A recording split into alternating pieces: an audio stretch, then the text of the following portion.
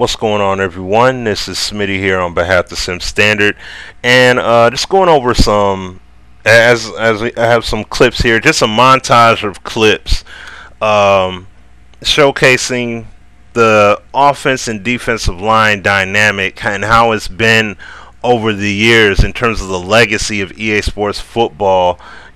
Spanning from which are arguably the best versions of Madden on PS2 to some of the next gen versions, including the most recent Madden 13 version.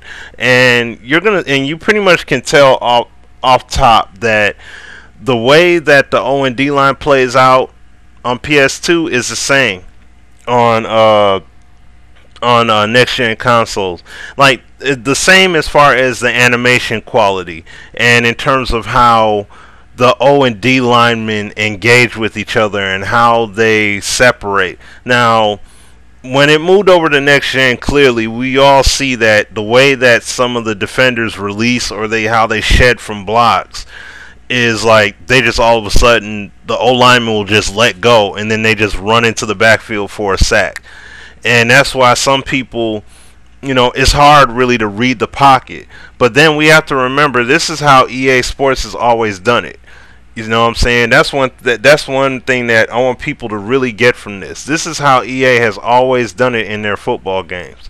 But the difference with these games on the previous generation compared to the next gen is that the logic has been a lot more sound and a lot more crisp. And the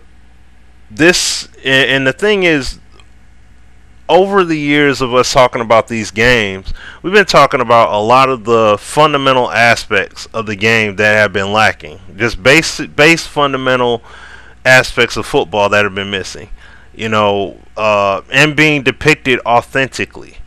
You know what I mean? And that's why All Pro Football and NFL 2K5 are looked at as the standard games, because those games best reflect what you would see in college or what you would see on a professional level of football.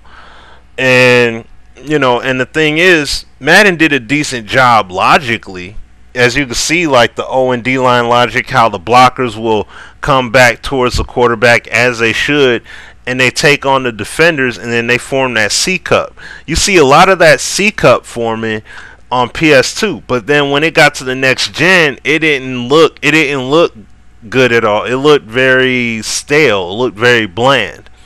And when it was first brought over from PS2 to the next gen consoles, it was really bad. You know what I'm saying? I mean, we all know Madden 06 was a terrible game on next gen. But then Madden 07 and 08 was when David Ortiz came in, and that's a football mind right there, a former football player, and you've seen the progression of the title. It was honestly building up to be a great game if he still was there. But then he had left, and then Ian Cummings, of course, we all know the rest is history from there. Ian Cummings took over Madden 09, 10, 11, and 12 for the majority, and then, in those games, we all seen how the quality just went down the tubes for those titles. But that's why the main thing that I've said, and I've said it in the past, but in regards of having a football-minded guy creating these games, that's why it is so vital to have that kind of mindset in terms of the direction of the title. You know what I'm saying? Because, like I said, Madden, if David Ortiz was still there, who knows? Madden 09 would have been way better. At least that's what I believe. But at the same time, I think he had left because he may not have liked the direction that EA was going with the game, and he chose to leave.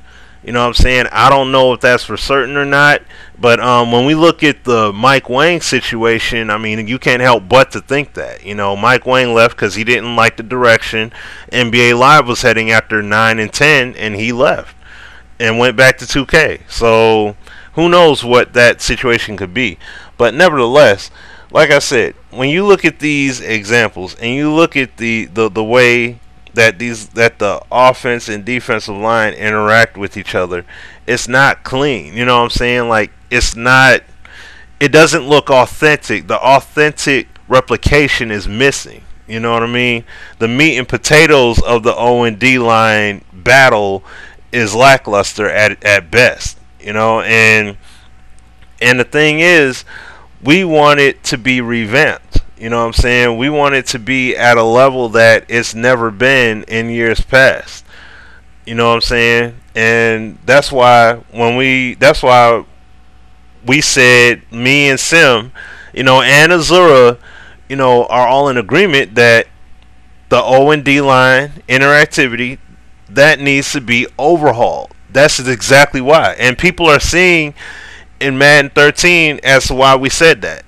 Back then, when we said it at that community day, you know, video, we didn't have a product to show you.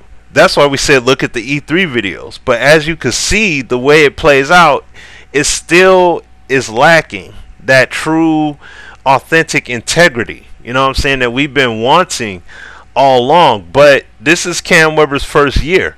So, you know, it's not giving it an excuse, and it's not saying, oh, EA gets a free pass or anything like that. No, they don't get a pass at all. But the bottom line is that this is what Cam Weber came in to work with. You know what I'm saying? And, you know, and this is how we want the game to come out like. We want to see these kind of dynamic results. You know what I'm saying? Like, as you can see here in this last clip of APF right here. This is the kind of gameplay that we want to see. We want to see that true replication. We want to see that tandem O-line blocking and see that chaos. You know, be able to sense the pressure by the way the defender is coming off the block. That's what we must see in future Madden titles. Bottom line, period.